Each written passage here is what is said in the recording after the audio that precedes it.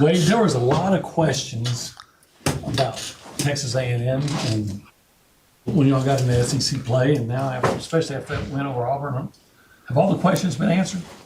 I mean, I would say that we're just trying to answer our questions every day in practice. You know, we're not paying attention to the media, you know, what the civilians are saying about us. We're just focusing on Team Bus One. You know, if Team Bus One knows what's going on, I feel like we're in great shape. Before the Auburn game, Coach said, if your mother calls you and it says no caller ID, would you be able to hear her voice?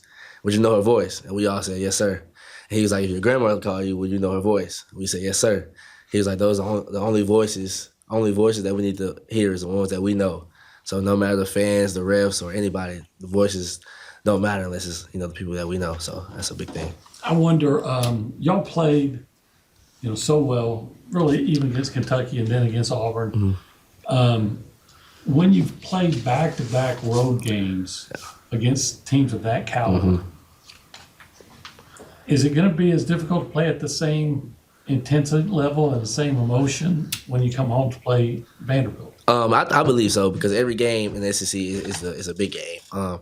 This game here can put us in tie for second place. We're playing against Vanderbilt, a very well coached team. We're playing in front of our home crowd, who's been amazing this year. So just a lot, you know. You never want to go into a game, you know, thinking it's not going to be the same competition or same atmosphere. But I feel like our atmosphere here is as best as, you know, everybody in the SEC. So we're going to go in and play our game. Now, when Buzz first got here, he mentioned that as far as getting the crowd excited, when you know that there's people in the top corners of the stands, you know you're doing something right. Do you feel like y'all are doing it right now? I think so. Against Florida, man, it was electric. It was electric and read.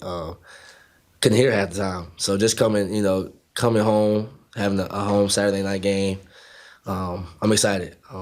Having the fans, having the 12th man here, it's an advantage to us that's always good to have.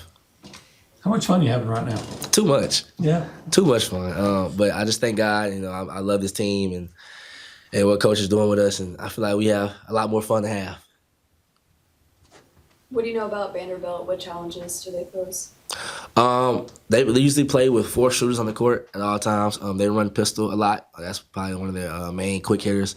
They always, you know, they come down and try to run the play all the time. Coach Stackhouse is a very well coach. He has his team going right now. And they're going to play hard no matter what, you know. They're going to get up for every game. They're trying to come here and win like we're trying to win. So they're very good on the offensive rebound. They're not the fastest team in the country, but they're well coached and their offense is well ran, so they're a pretty good team. I know most of the other SEC teams this weekend will be playing the Big 12 team as part of that. Are you glad you're skipping on conference play? Do you wish you were a part of that? What's kind of your thoughts on that? I don't think we can control the you know, us being in it. I know 2 years ago, you know, they made the field or whatever, but it keeps us in routine. You know, we're still on the SEC schedule. We're still having our 2 day before, 1 day before. We're still on our Wednesday, Saturday schedule. So it just keeps us focused. You know, we're still in the SEC play. We're still in our second season, as we would say. We finished our first season preseason. So I feel like that would be a slight pause that would maybe interrupt, you know, the things that we got going on right now. So I feel like Saturday being an SEC game is big. It's going to help us grow up. You know, it's going to help us be mentally, you know, locked in to what we need to be locked in on. After seeing that great win streak stopped against Kentucky, 1, how big was it to bounce back against Auburn? And 2, how big is it to start another streak, win another game, and then follow that up this week? It was huge. Auburn had a streak, so our streak ended, so somebody else's streak had to end. So just going into there as a team, we were locked in the whole trip. Shooting around was amazing.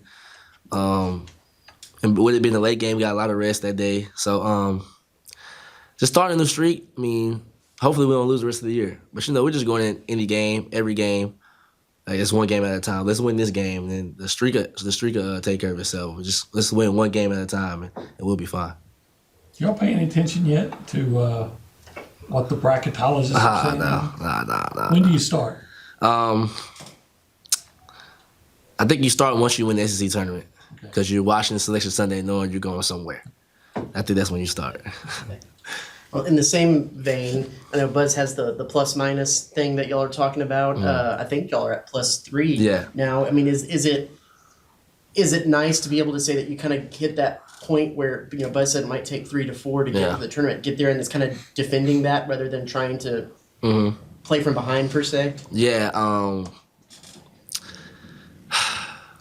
Coach loves the numbers. So, before every game, we this can be, this weekend, this Saturday, we're protecting our house. We're protecting our +3. So that Tuesday, we can try to go, get a +4. But we just go into every game trying to play our hardest and see what happens, man, pretty much.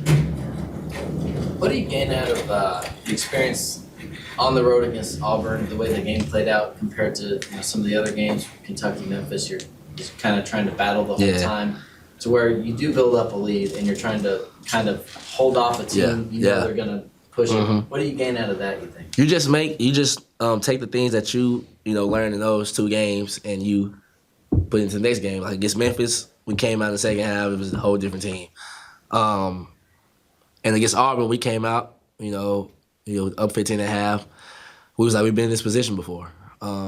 Let's try to grow up here, you know what I'm saying? Because there's going to be even more games down the line like this. So we need this game to look back on and see what we did right, Even with Missouri, they came out in the second half and they came out with a lot of pressure. And we kind of, fumbled the lead a little bit. But it's just things we need to, things that we continue to get better on and lessons that we continue to learn. I know we're through the middle part of the season, y'all barely fouled at all. There's been a few guys getting some foul trouble in the last couple games. What's are they doing something different? What's changed, and how are y'all kind of being conscious of that? At the beginning of the year, Coach was saying how we was probably the 3rd worst team in the country at fouling. So that was just a thing that we focused on to make our team better. And ever since we stopped fouling, we've been getting fouled a little bit more. So that's just a thing to be conscious of. I mean, we can't play at the best of our ability when we have dudes on the bench with 2 or 3 fouls at a time. So just trying to, play defense without fouling. They've buckled down in practice with the fouls and stuff, so just trying to get better at it every day. All right, let's switch out. Tyrese Radford foul.